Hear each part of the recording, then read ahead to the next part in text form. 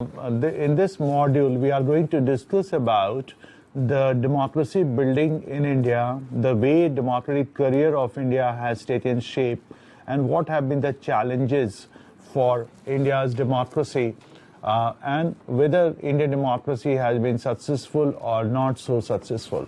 So we would have a kind of a appraisal report about the career of democratic career of independent India. Students, you must be aware that the democracy is the end thing. You know, in the post-Soviet world, there has been so much emphasis on democratic transformation and democratic consolidation all over the world. Whether it's a World Bank, it's a International Monetary Fund, it's like a global funding agencies. There has been, and also with the rise of the liberal political theory and the decline of Marxian ideology with the collapse of the Soviet Union and the erstwhile East European communist countries, there has been a lot of emphasis on having democracy and having a democratic roots. And India stands out as one of the successful case study of democracy. India, of course, is a new democracy, but India has had uninterrupted history of democratic regime in the world, and which is very rare because most of the countries, Asian, African, and Latin American countries, which became independent after Second World War, they could not remain democracy for all these periods. There have been very few countries, I can think of Guinea-Bissau and Ghana and some other countries which have been successful in having a longer term of democracy. So Indian democracy comes out as a successful story, and in India we have, with the exception of those 2 years of emergency period between 1975 to 1977, India has really remained a successful political democracy and electoral democracy. And India has been a successful democracy because if we consider democracy in its procedural form, we think about the presence of more than one party, we think about a high level of political participation, we also think about the free press, we think about the parliament, we think about the independent judiciary, we think about a rational professional bureaucracy.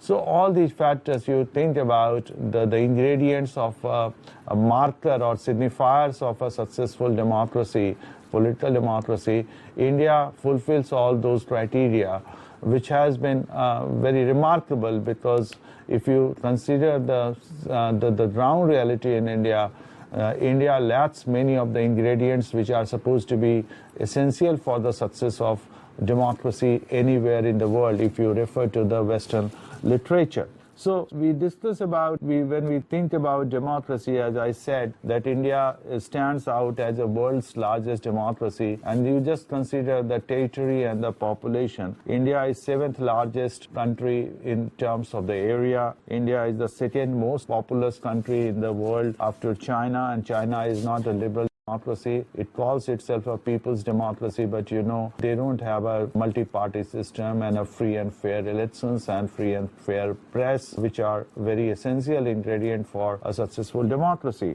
Indian democracy defies many prevailing theories, academic wisdom about the success of democracy. And there you can think of many factors which are considered as very essential for the success of democracy. One is the income. Income is a great predictor of the success of democracy. All over the world, the countries which have had a fair degree of economic prosperity, there the democracy has had a better chance of succeeding. But of course, there are exceptions also, like the countries like Singapore, Malaysia, Indonesia, which have had a fairly successful experience in the economic arena. They have not been really a truly liberal democracy, whereas India, a poor country, one can call India kind of a lower middle income country, but despite so much poverty and all, Indian democracy has been successful.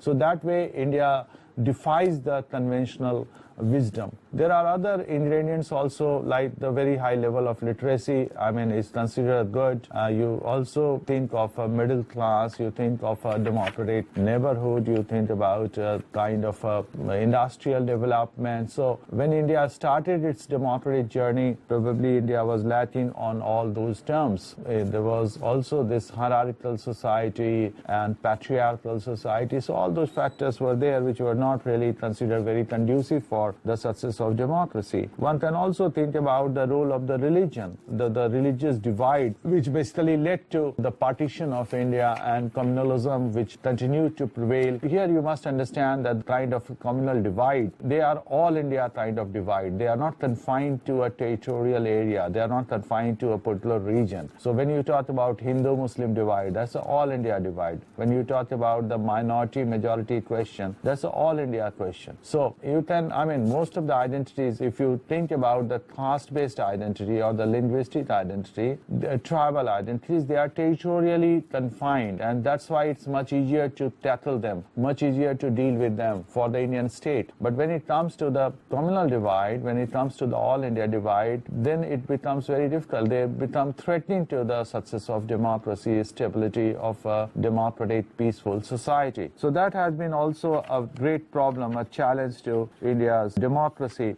And also, if you think in terms of the primary sector like health, education, employment, India has had a great problem right from the beginning, which has been a kind of a ever-increasing population and the need to feed the people, need to fulfill the economic necessities of the people. That has been always a great challenge to the democratic rulers of India.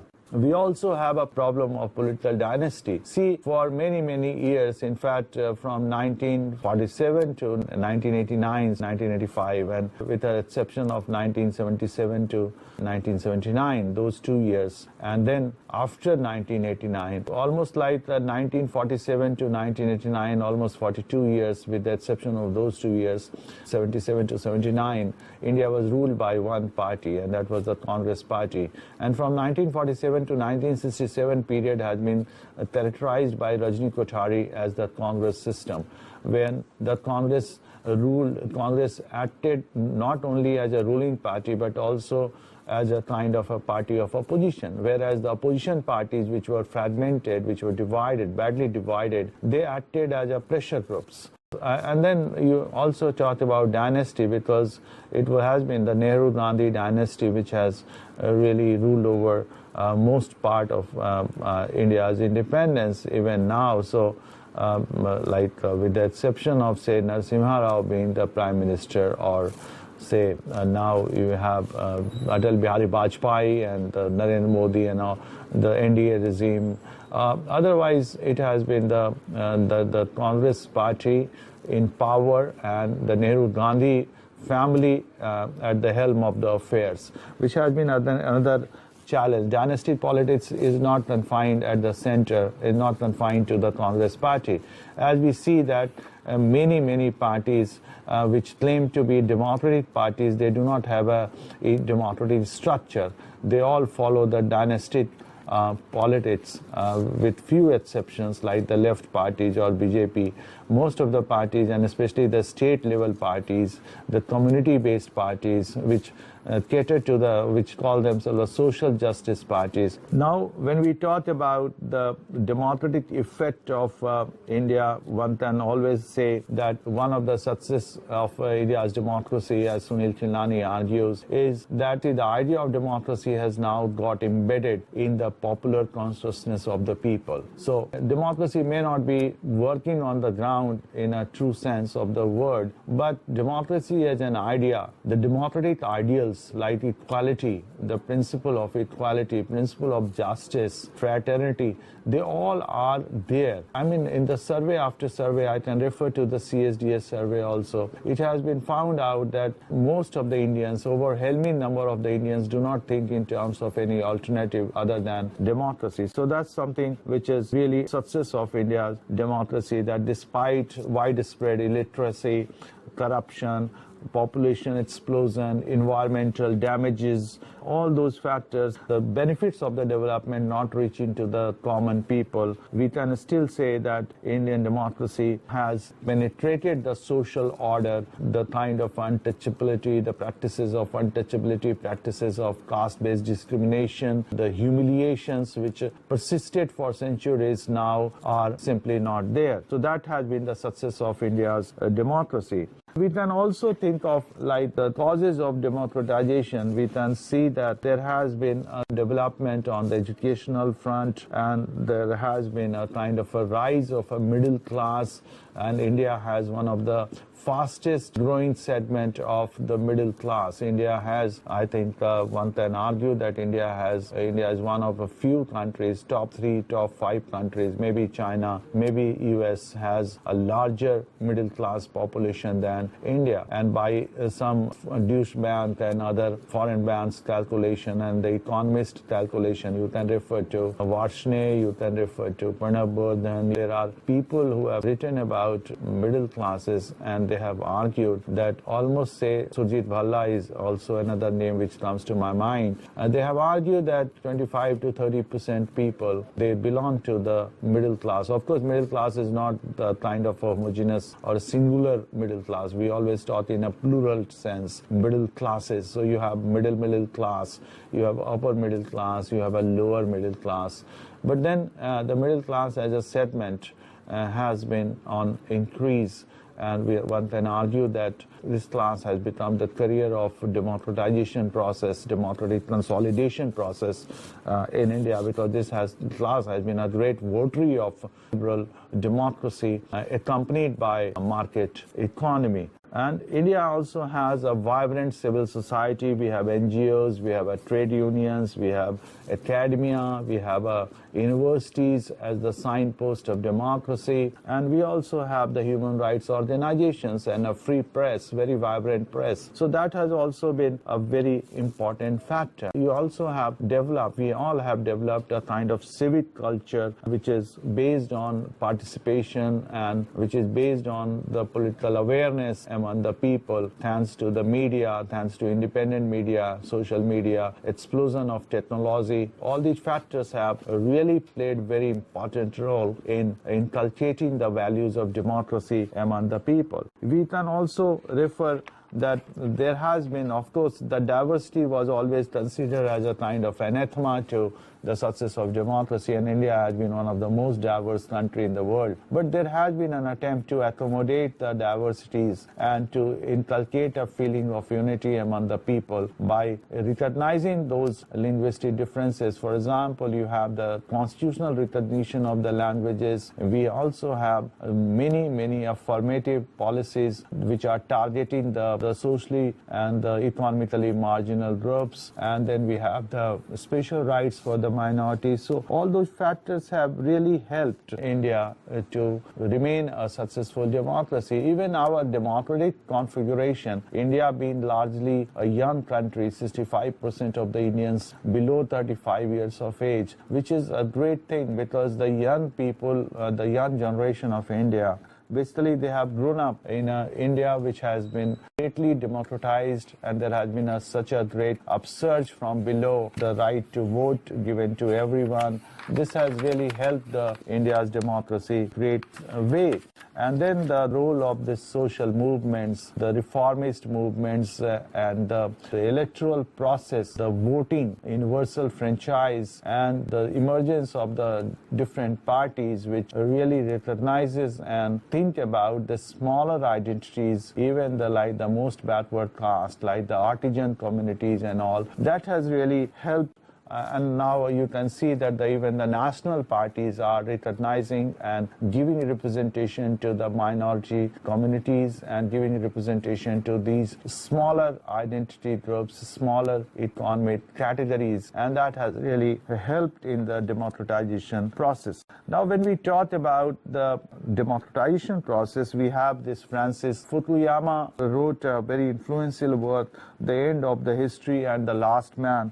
And in that book, he said that there has been an expansion of the liberal economic reforms, and probably he also predicted that the world would be truly become a liberal democratic world and there would not be any alternative to liberal democracy. Samuel Huntington is another very influential liberal philosopher and the liberal academic who has written about the third wave. And in that book also, Huntington has talked about the three waves of democratization. The first wave brought democracy to the Western Europe and the Northern America in the 19th century. The second wave was after, as I said, the second wave came after Second World War, when many Asian, African and Latin American countries, which were colonies, they went on to become democracy after liberation. In fact, their liberation movement also aimed at establishment of democratic regimes. And that's another matter, that these democratic regimes, with few exceptions, India is one of a most notable exception, that most of these countries did not remain democratic. Then the third wave, which starts with the 1974 or something, as Huntington says, that democratization first took place in Latin America and then it swept the whole world. And now, after the collapse of Soviet Union, you had also the Velvet Revolution, when the many erstwhile East European countries, they became, they started their democratic transformation journey. So then most recently you have had this Arab world, the Arab Spring, which has been called, like, starting from Egypt and spreading to many other countries in favor of democracy, and the Western countries also interfering in the affair and trying to bring a democratic change. And of course, this process has not been very successful. But then there has been a talk about democratic promotion. One can also refer to Farid Zakaria's work, which also talks about that is how the poverty has led to the rise of terrorism in the countries of the Middle East, and how the Al-Qaeda and the Islamic State and all, they have put a challenge to the idea of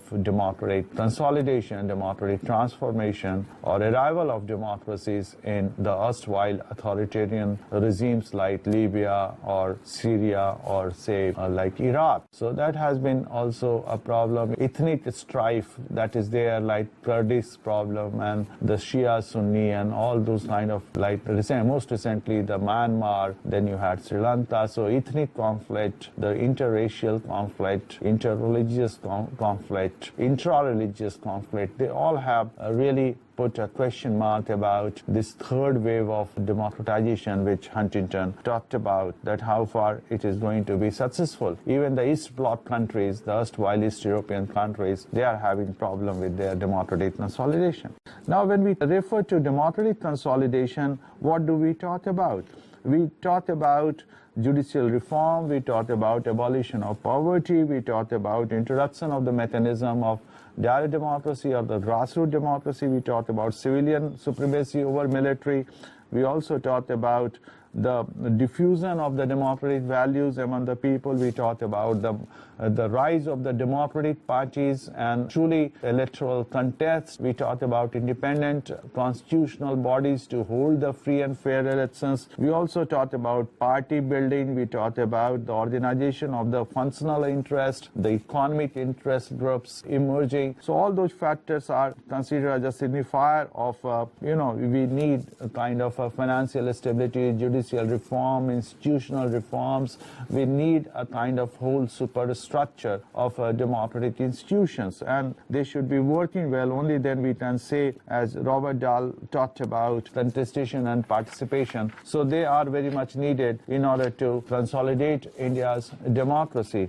And there we have to consider the fact that Indian democracy, on all those parameters, whether we talked about the presence of the independent constitutional bodies, we talked about the rights regime, we talked about independence of the judiciary, we talked about the civil society movements, we talked about the civil society groups, social action groups, and the activists. We can say that Indian democracy has not really performed badly. Indian democracy has done well. we can think about certain challenges which continue to be there. As I said at the outset, if the communal divide was the challenge at the time of partition, at the time of decolonization in India, it has remained a challenge even now.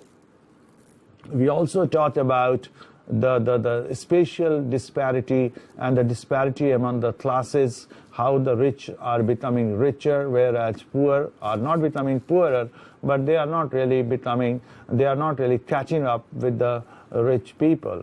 And we have a huge middle class, but a major segment of the middle class really belongs to lower middle class. They are at the threshold, so they are not poor, but they are not really truly middle class. They can anytime they can revert back to the poor class. And then we have extremely poor people, almost like 1/3 of India's population, though poverty level is going down. But even now, almost 1/3 of India's population live below the poverty line. India has one of the largest population of the poor.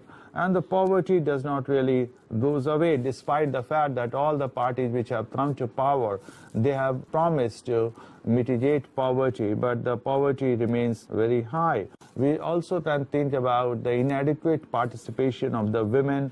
We can think about the inadequate representation of the women in the lawmaking bodies, in the public services, and the same is true for the minorities also, the religious minorities also. So these are the factors which are really the economic development. Also, one can also argue that India should have developed at a faster rate, because India and China were almost at the same level in the 60s. India was ahead, in fact, of many Southeast Asian countries which are now known as Asian tigers. But India has had a very steady but a very inadequate growth rate all these years, and which has hit India's democracy in the sense that we did not have much resources to attack poverty, to ensure that the per capita income increases. And that there has been a problem also, as I said, the problem of redistribution of the resources. The democratic promises, the seductive democratic promise for having a kind of egalitarian development, for developing the regions and developing the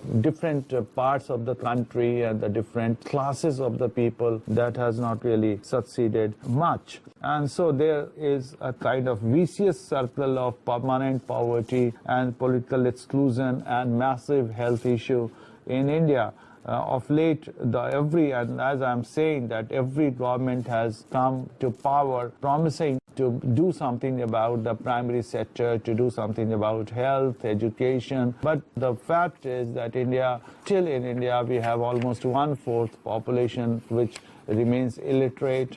We also have a very poor educational and health facilities in the public sector, which is very much needed given the large number of the poor people in India. So these are the problems. Like you can think about the child and women, you think about the UNO, this GDI, the Gender Development Index, you talk about Human Development Index. India fares very poorly in those terms. So income has increased, the GNP has increased, the export has increased. India has been one of the fastest growing economy in the world. But in reality, the benefits have not really reached to the common people to the extent it should have reached. India has done well in terms of economic growth, but in terms of development, Indian democracy has been found wanting, and probably development is more important also for democratic consolidation, because how can you root democracy? How can you make a democracy if democracy is not all inclusive? If the democracy only invites people to vote, or it only ensures the political rights but does not do much about the economic rights or the economic justice. And so there is problem about this, what you can say, democratic superficiality,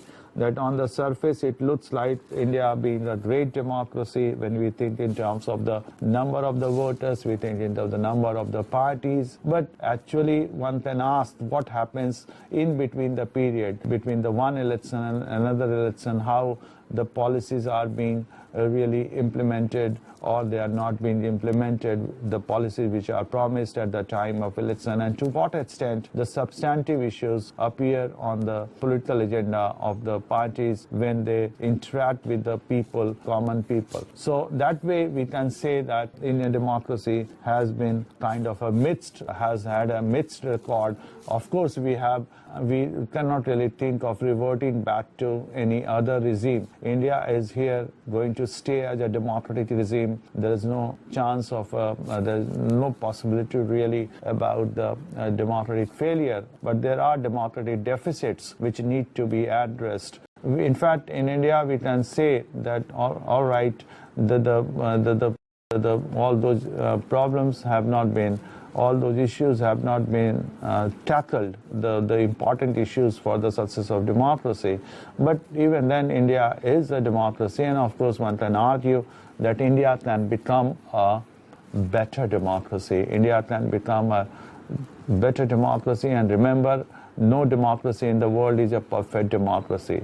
Even Athenian democracy was not a perfect democracy. So there is always a possibility of improvement. There is always a possibility of democratic consolidation. So yes, India needs the continuation of the process of democratic consolidation so that India becomes a truly social, economic, and political democracy, as was thought about, as was the vision of our constitution makers, as was the vision of our nationalist movements, because nationalist movement was not only about gaining freedom from the British, it was also gaining the economic and social freedom. It was also about achieving the kind of emancipation for all the people, as Gandhiji used to say, Daridra Narayan. So the needs of the last person, the demands of the last person in the queue should be fulfilled. Only then we can say that India's democracy has succeeded. It's a mammoth task given the scale of the challenges, given the population, given the territory, given the diversity, but nevertheless, Indian democracy is on the right way, the right path, and of course, as I said again and again in this presentation, that Indian democracy can always become a better democracy. Thank you very much.